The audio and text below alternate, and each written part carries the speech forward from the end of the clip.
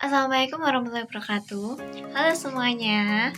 Hari ini kita akan membahas apa sih yang dimaksud dengan teori pembelajaran dan bagaimana pengertian teori pembelajaran menurut para ahli, dan juga apa saja sih contoh penerapannya dalam kehidupan sehari-hari, baik di dalam kelas maupun dalam suatu pembelajaran non formal.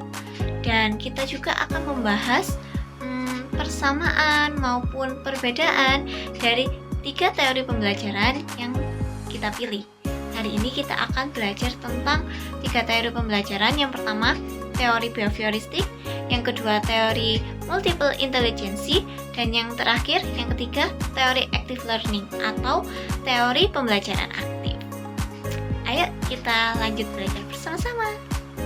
Pertama, kita akan mengenal teori pembelajaran, termasuk pengertian dan contoh penerapannya. Apa sih yang sebenarnya dimaksud dengan teori pembelajaran? Pengertian teori pembelajaran menurut perspektif umum dibedakan menjadi 2, yaitu menurut bahasa dan menurut istilah. Secara umum, dalam bahasa sehari-hari, teori pembelajaran seringkali dipahami sebagai cara atau prinsip-prinsip yang digunakan untuk membantu seseorang belajar.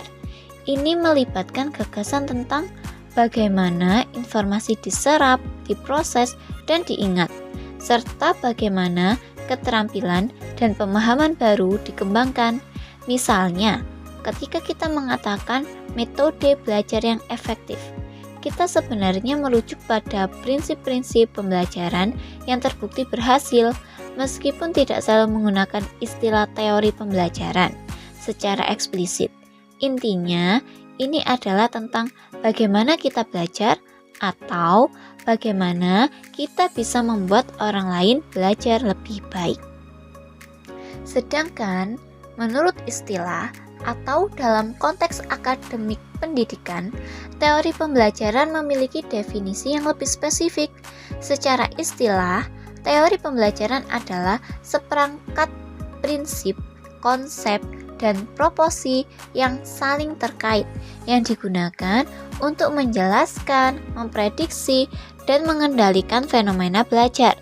Teori-teori ini mencoba menjawab pertanyaan fundamental seperti bagaimana pengetahuan diperoleh, faktor-faktor apa saja yang mempengaruhi proses belajar, bagaimana perilaku berubah sebagai hasil dari pengalaman, atau bagaimana pembelajaran dapat dioptimalkan. Jadi, teori pembelajaran memberikan kerangka kerja sistematis bagi pendidik dan peneliti untuk memahami mekanisme di balik proses belajar dan merancang intervensi pendidikan yang efektif. Ini mencakup tidak hanya apa yang dipelajari, tetapi juga bagaimana, mengapa, dan dalam kondisi apa pembelajaran itu terjadi. Selanjutnya, pengertian teori pembelajaran menurut para ahli. Di sini kita akan mengambil 4 pendapat ahli tentang pengertian dari teori pembelajaran. Para ahli psikologi dan pendidikan telah mengembangkan berbagai teori pembelajaran yang masing-masing menyoroti aspek berbeda dari proses belajar. Berikut beberapa pandangan dari tokoh-tokoh yang ahli. Yang pertama ada Hilgard dan Gordon Haber yang mengatakan bahwa belajar adalah perubahan relatif permanen dalam perilaku atau potensi perilaku sebagai hasil dari pengalaman atau latihan yang diperkuat. Pandangan ini sangat identik dengan aliran behavioristik, di mana belajar diukur dari perubahan perilaku yang dapat diamati. Selanjutnya, Jean Piaget mengatakan bahwa proses belajar seseorang akan mengikuti pola dan tahap-tahap perkembangan sesuai dengan umurnya. Ia melihat belajar sebagai proses adaptasi mental di mana individu secara aktif membangun pemahaman mereka tentang dunia melalui asimilasi, yaitu menggabungkan informasi baru ke dalam skema yang ada, dan akomodasi, yaitu memodifikasi skema yang ada untuk mengakomodasi informasi baru. Jean Piaget ini juga terkenal dengan teori perkembangan kognitifnya. Selanjutnya, menurut Jerome Bruner, dalam konteks teori kognitif dan konstruktivisme mengatakan bahwa belajar merupakan suatu proses aktif yang memungkinkan manusia untuk menemukan hal-hal baru di luar informasi yang diberikan kepada dirinya. Beliau menekankan pentingnya pengalaman langsung dan proses penemuan atau discovery learning bagi siswa untuk mengkonstruksi pengetahuannya sendiri. Terakhir, menurut B.F. Skinner mengatakan bahwa belajar adalah perubahan tingkah laku sebagai hasil dari penguatan atau hukuman, reinforcement atau punishment. Melalui konsep pengondisian operan, ia menunjukkan bahwa perilaku yang diikuti oleh konsekuensi positif cenderung diulang, sedangkan yang diikuti konsekuensi negatif cenderung dihindari. B.F. Skinner ini juga merupakan salah satu tokoh utama dari teori belajar behavioristik. Jadi, secara ringkas, teori pembelajaran adalah upaya sistematis untuk menjelaskan bagaimana manusia memperoleh pengetahuan, keterampilan, sikap, dan pemahaman. Meskipun terdapat berbagai perspektif, inti dari teori pembelajaran adalah memahami dan mengoptimalkan proses di mana individu berubah sebagai hasil dari pengalaman. Selanjutnya, contoh penerapan teori pembelajaran. Teori-teori ini bukan hanya konsep di buku teks loh.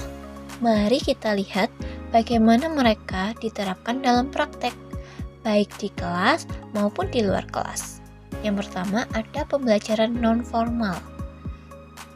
Contoh pertama dari teori behavioristik yaitu pelatihan keterampilan. Contohnya seperti mengikuti kursus menjahit, memasak, atau perbaikan elektronik yang mana menunjukkan langkah demi langkah atau stimulus. Kemudian peserta dapat mempraktekkan atau menimbulkan respons. Jika hasilnya sesuai standar, maka instruktur akan memberikan pujian atau umpan balik positif berupa penguatan. Jika ada kesalahan, instruktur langsung mengoreksi. Selanjutnya, contoh pelatihan disiplin hewan peliharaan. Semisal ada anjing dan anjing tersebut diajak untuk berdiri dengan cara diiming-imingi camilan. Dan jika anjing melakukan kegiatan tersebut, maka kita bisa memujinya sebagai anjing yang pintar. Selanjutnya, contoh penerapan dalam teori multiple intelligence di luar kelas atau pendidikan non-formal, yaitu ada kegiatan ekstrakurikuler atau mengikuti komunitas seperti klub sains yang isinya anak-anak dengan kecerdasan logis matematis, naturalis, atau klub drama dengan kecerdasan kinestetik, linguistik, interpersonal, dan lain sebagainya. Selanjutnya, bisa juga mengikuti workshop berbasis keterampilan seperti memasak atau berkebun untuk mengembangkan kecerdasan kinestetik dan naturalis. Selanjutnya, contoh pendidikan non-formal dari teori pembelajaran active learning atau pembelajaran aktif. Yang pertama, workshop keterampilan. Peserta didik tidak hanya mendengarkan ceramah, tetapi langsung praktek membuat sesuatu, seperti lokakarya membuat kerajinan tangan, sesi coding. Selanjutnya, bisa juga mengikuti pelatihan kepemimpinan atau kegiatan outbound. Jadi melalui permainan dan simulasi kelompok yang dirancang secara khusus, peserta aktif berpartisipasi, berdiskusi tentang strategi, menghadapi tantangan, dan dapat merefleksikan pelajaran yang mereka dapatkan. Selanjutnya, contoh untuk penerapan teori pembelajaran di dalam kelas. Yang pertama untuk teori behavioristik. Sistem poin atau bintang penghargaan. Jadi, guru bisa memberikan stiker penghargaan kepada siswa yang telah melakukan sebuah keberhasilan atau telah melakukan hal-hal yang diinginkan, seperti datang ke kelas tepat waktu, pandai dalam mengerjakan tugas, maka mereka berhak untuk mendapatkan stiker penghargaan.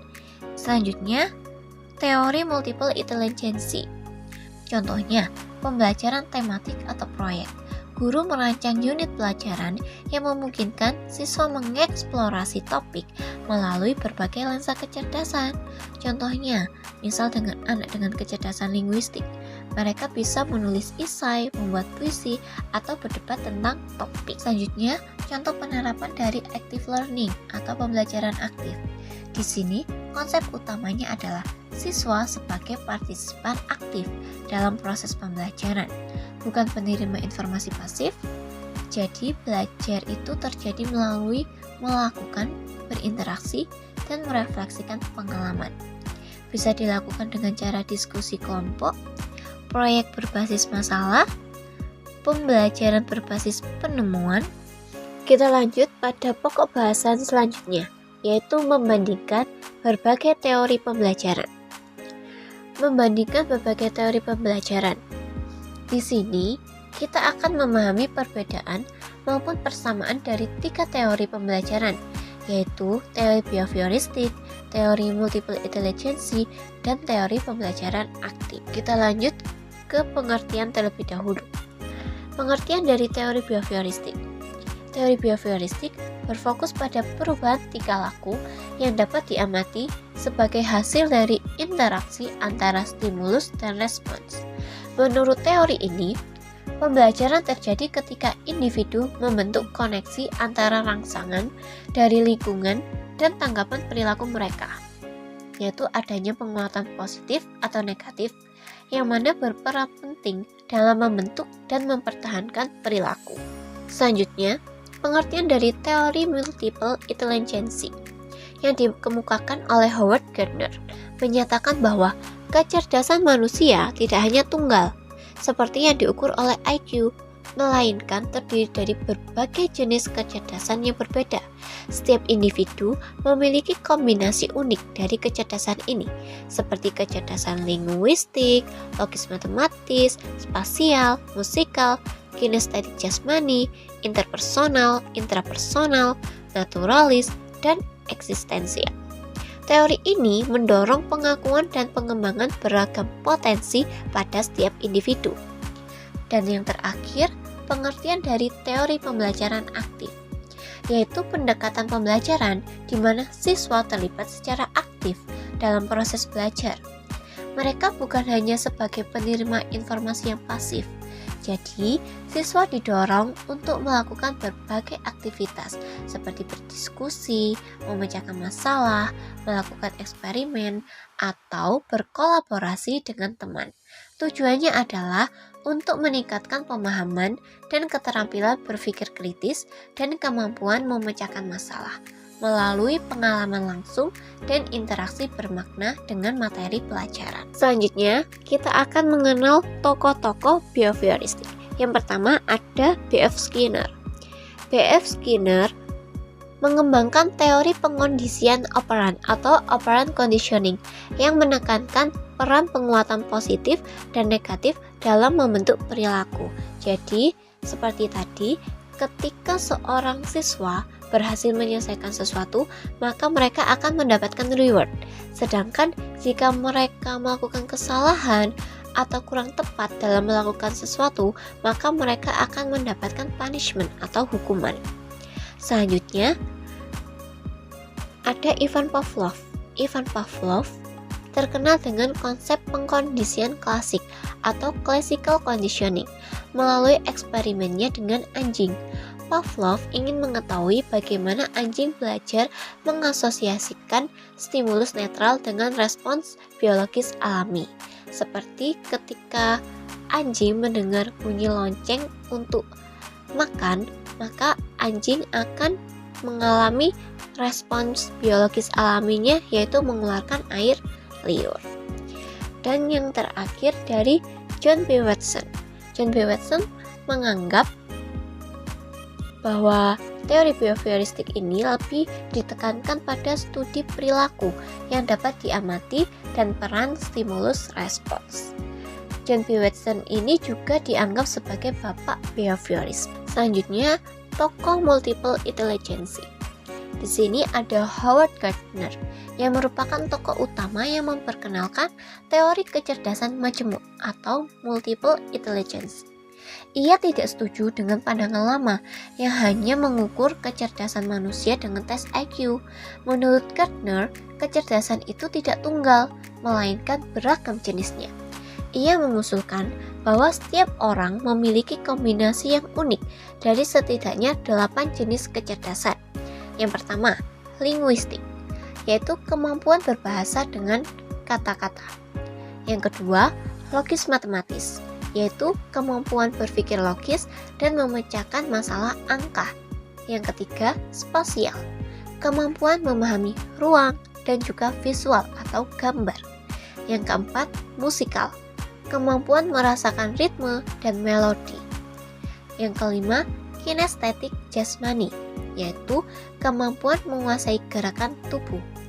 Yang keenam, interpersonal, yaitu kemampuan memahami dan berinteraksi dengan orang lain. Ketujuh, intrapersonal, yaitu kemampuan memahami dirinya sendiri.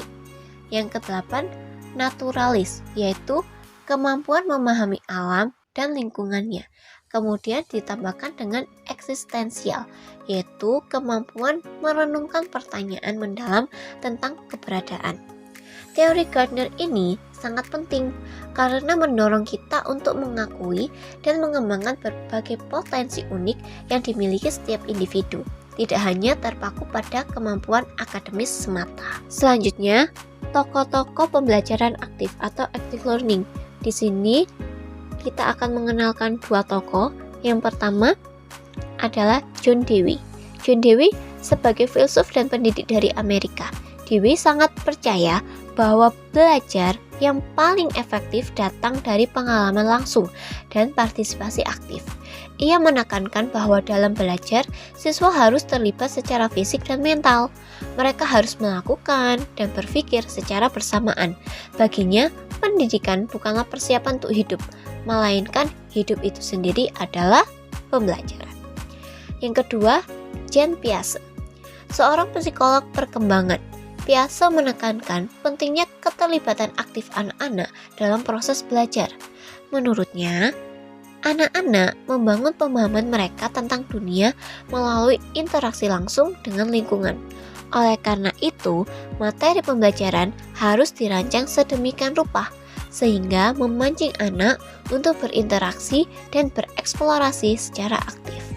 Singkatnya, pembelajaran aktif yang didukung kuat oleh pemikiran Dewey dan Piaget mengajarkan bahwa belajar paling baik terjadi ketika siswa adalah pelaku utama, bukan hanya penonton.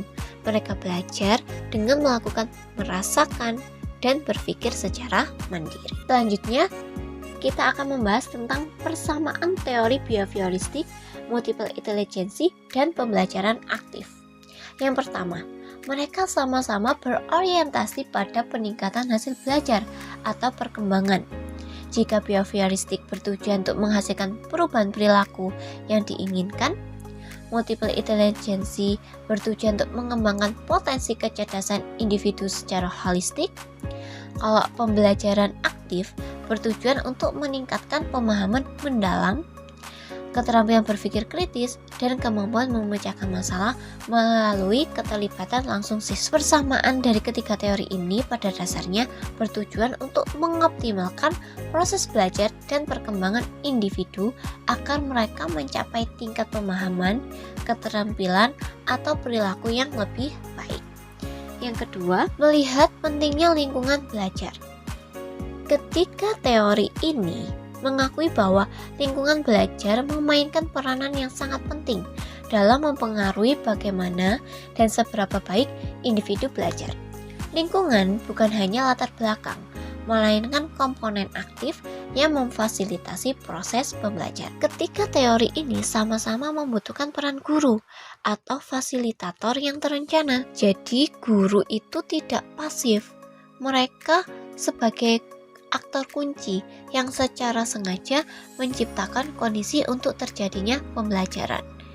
Jadi peran guru sebagai fasilitator sangat esensial, sangat penting dalam merancang, mengimplementasikan, dan mengelola proses pembelajaran. Selanjutnya yang keempat yaitu menekankan pentingnya umpan balik atau feedback. Ketika teori ini dengan cara dan fokus yang berbeda mengakui bahwa umpan balik merupakan komponen yang krusial dalam siklus pembelajaran untuk memandu individu menuju hasil yang lebih baik. Jadi ada umpan balik antara guru yang memberikan materi pembelajaran dengan siswa yang aktif menerima materi pembelajaran tersebut.